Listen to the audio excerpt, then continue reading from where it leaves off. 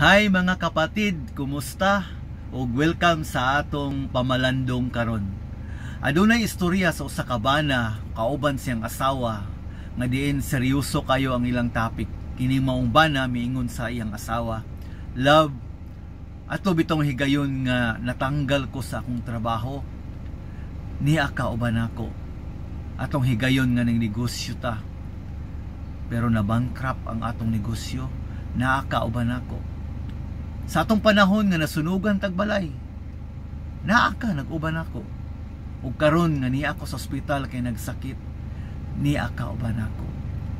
Busa nga kahunahuna ako nga ikaw ang malas sa akong kinabuhi."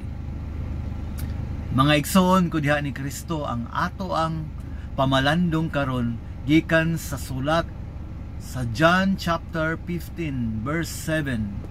Diin nag-ingon diha, "Kun magpabilin kamo kanako og ang akong pulong, magpabilin kaninyo ug makapangayo kamo bisan unsa sa akong ngalan." Maigsoon, nganong gi-share nako tong istorya sa bana ug asawa tungod kay dunay mga higayon nga sa panahon bitaw nga maayo kay ang dagan sa atong kinabuhi, sa panahon nga nakita nato nga ang atong mga pag-ampo ginatubag dayon sa Ginoo.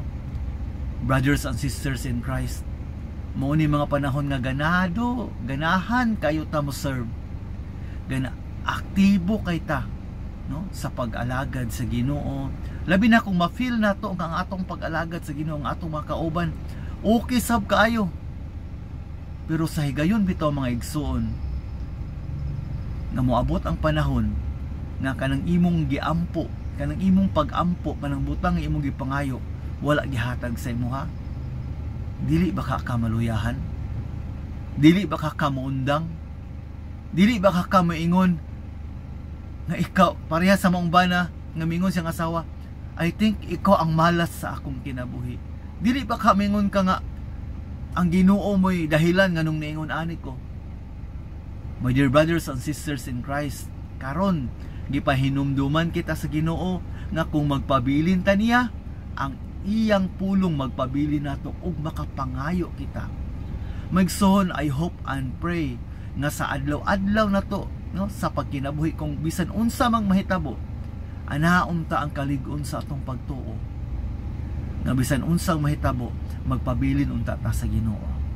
Sa bisan unsa untang mahitabo, bisan paglisod na tong sabton, bisan pagdili na to sabton ang sitwasyon, bisan padaghan kitag question sa atong kasing-kasing, dili unta ta makigbulag or makigdivorce sa Ginoo. Dili unta ta motalikod sa Ginoo. Hinaot unta nga sa tanan natong giagian karong panahona mga igsoon, kalisdanan, crisis sa ato ang panginahanglanon, crisis sa labi na kaning COVID pandemic.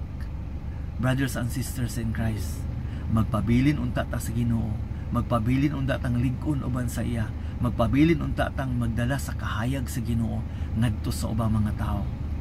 Og katapusan mga igsoon, bisan unta nga moabot ang higayon nga ang imo mga pag-ampo daw murag wala tubaga, daw feeling nimo murag wala paminawa, hinaot unta na magpabilin unta gyapon ang atong pagtuo o pagsalig o paglaom diha sa Ginoo.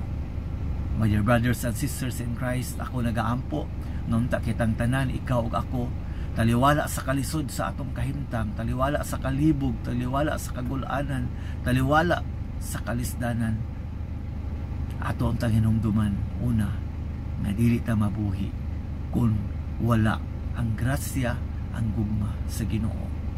Ato tang hinumduman nga mas advantage ta kung dunay Ginoo kumpara sa walay Ginoo. Tungod kay ang problema, ang kalisdanan, ang kapakyasan, ana-ana sa atong kinabuhi, moabot na sa atong kinabuhi, either naa kay Ginoo or wala kay Ginoo. Pero mas advantage ka kung doon na kay Ginoo, tungod kay doon na kay lauman, doon na kay saligan, doon na kay kadangpan, ug doon na kay masangpit. God bless you, brothers and sisters in Christ.